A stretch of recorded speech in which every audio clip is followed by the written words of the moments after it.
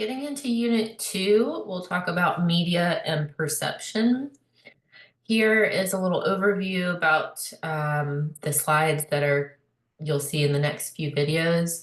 We'll talk about cultivation theory, mean world syndrome, genre-specific cultivation theory, differentiated impacts, heuristic processing model, and priming, and exemplification theory.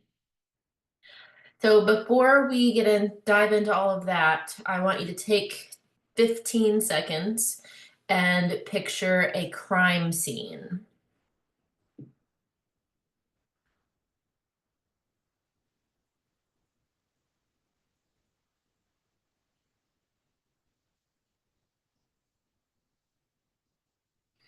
Okay, something that you might have noticed in your crime scene is that it might look a whole lot like a CSI crime scene or a crime scene that you've seen in a television show before, and not what a crime scene actually looks like. So maybe you see a lot of responses are like a chalk outline of a body, or tape, like caution tape, or um, a lot like blood splatter or something like that.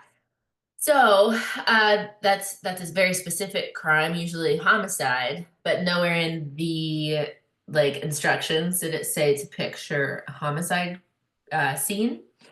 So this leads us to cultivation theory. So consider for a moment how much your worldview is influenced by what you've seen in media. So it might be crime scene, it might be how you view relationships, it might be how you think the holidays should go, etc.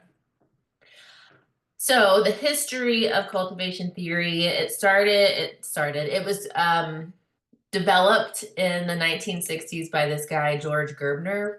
And he did this research project that looked at cultural indicators of human behavior. Okay. So cultivation is the independent contribution that television viewing makes to people's conceptions of social reality. And that is Gerbner's words. If you think about your social reality and how things are socially constructed, and a worldview, it's just looking at how we think individually and collectively, how we think social reality works. So it focuses on the long-term effects of TV viewing. And it's important to keep in mind that this was a theory from 1960s, which means that we didn't have social media back then, and we didn't have computers, and we didn't have cell phones. So the theory itself is based solely in television and has evolved since then to include current mediated technologies. The assumptions of cultivation theory, the first one is that television shows a distorted representation of reality. So a crime scene from CSI is not necessarily an accurate representation of a crime scene in social reality. And then you see here in this meme in Grey's Anatomy, while an entertaining show, that's not necessarily how hospitals work on a daily basis. Second assumption is that television is a shared source of information, and this is based on what we know about mass communication, including entertainment media.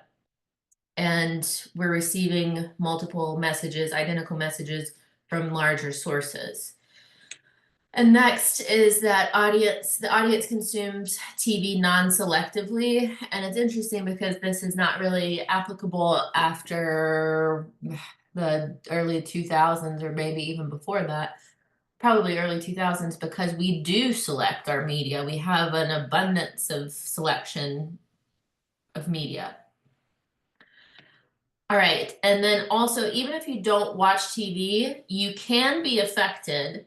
And if we think back to Schramm's mass communication model that we went over last unit, those interpersonal relationships that you have, people will talk about their favorite shows, or people will talk about the news.